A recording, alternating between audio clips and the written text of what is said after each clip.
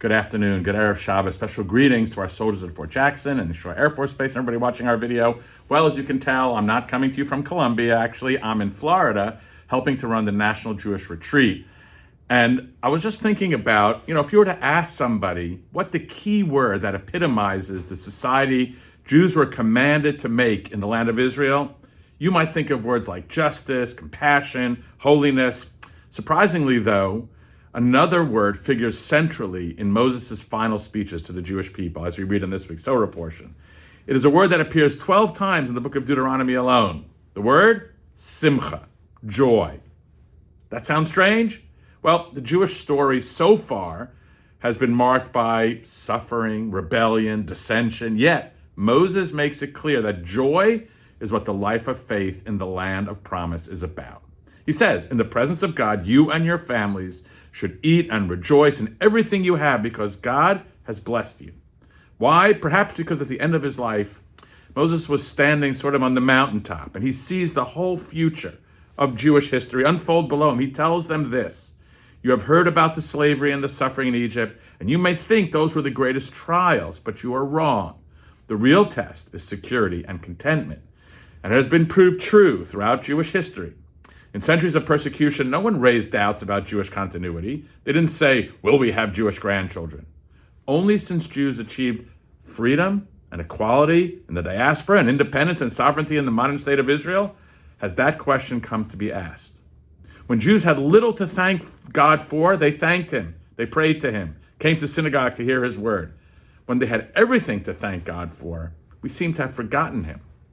It is easy to speak to God in tears. It's hard to speak to God in joy. Simcha is not a private emotion. It means happiness shared. It is a social state of we, not I.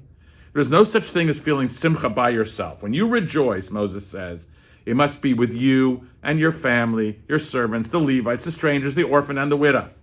Moses is articulating the idea of simcha as a communal rejoicing. We come together, not just for crisis, but a collective celebration with God.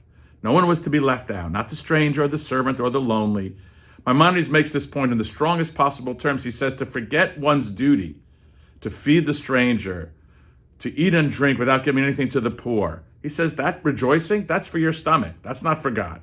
The West is more affluent than ever before, but society seemed to be measurably less happy.